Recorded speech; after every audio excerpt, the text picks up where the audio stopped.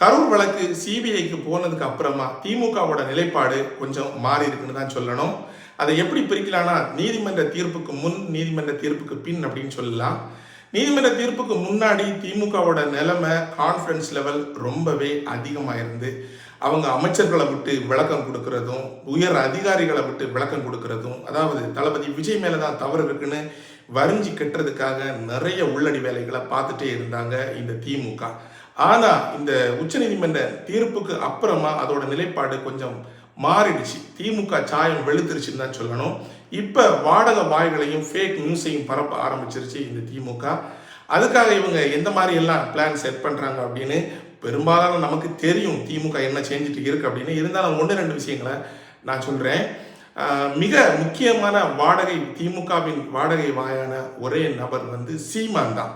So சீமானோட கருத்து ரொம்ப கவனத்தில் கொள்ள வேண்டியது தான். நேற்று சீமான் பேசியிருந்தாரு, இந்த சிபிஐ விசாரணை கூட்டாட்சி தத்துவத்துக்கு எதிரானது, தமிழக காவல்துறையை கேவலப்படுத்துறது, இந்த மாதிரி எல்லாம் பேசியிருந்தாரு. ஸோ சீமான் போன்ற இந்த வாடகை வாய்கள்கிட்ட கேட்கற வேண்டிய கேள்வி என்ன இருக்குன்னா, இவ்வளவு நாளா இன்னும் பல அசம்பாவிதங்கள் இதுக்கு முன்னாடி நடந்த நேரம் எல்லாம் எதிர்கட்சி தலைவராக இருந்த மு.க. ஸ்டாலின் அவர்களே சிபிஐ வேணும்னு கத்தி கதறிட்டு இருந்தாரு.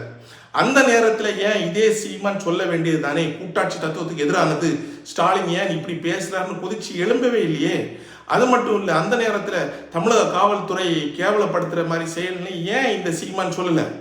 இதுல சீமானோட ஒரே ஒரு கேரக்டர் வெட்ட வெளிச்சமாகுது. அது என்ன அப்படின்னா, சீமான் பல வருடங்களாகவே இந்த திமுகக்கு கொத்தடிமை தான் இருந்துட்டு வாரான்.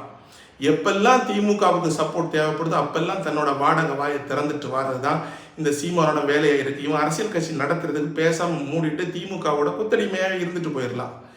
அது மட்டும் இல்லாமல் இது சீமான் ஒரு பக்கம், அதாவது இந்த திமுகவுக்கு முட்டு கொடுக்கறது இந்த நீதிமன்ற தீர்ப்புக்கு அப்புறமா திமுக ஒரு புதுவிதமான கதையை செட் பண்றாங்க. அது என்னன்னா, சிபிஐக்கு இந்த வழக்கம் மாத்தின உடனேயே மோடி அரசு தளபதி விஜய்க்கு ஹெல்ப் பண்றதா சில கார்ட்டூனை வெளியிட்டு இருக்காங்க.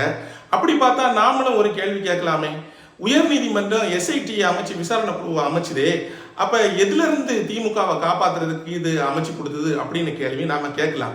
நாம கேள்வி கேட்டா வதந்தின்னு சொல்லிட்டு கைது பண்ணுவாங்க. ஆனா திமுக ஐடி விங்கெல்லாம் போடுறதுக்கு எந்த தடையுமே கிடையாது. ஸோ சர்வாதிகார அரசை பத்தி நான் ஆல்ரெடி சொல்லிட்டேன், அதை பத்தி மறுபடியும் பேச வேண்டாம்.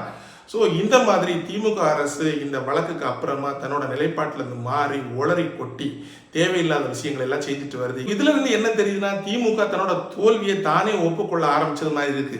அதனாலதான் சீமான் போன்ற வாடகை வாய்களையும் ஐடி விங்கையும் வச்சு ஃபேக் நியூஸை பரப்பி மக்களை குழப்புறதுக்கு நினைக்கிறாங்க. ஆனா மக்கள் முன்னாடி மாதிரி கிடையாது. மக்கள் ரொம்ப தெளிவா இருக்காங்க. எல்லா நியூஸும் எல்லா செய்தியும் நீங்க எவ்வளவுதான் திரிச்சு போட்டாலும் உண்மை மக்களுக்கு புரியும் அப்படிங்கிறத இந்த திமுக மறக்கக்கூடாது.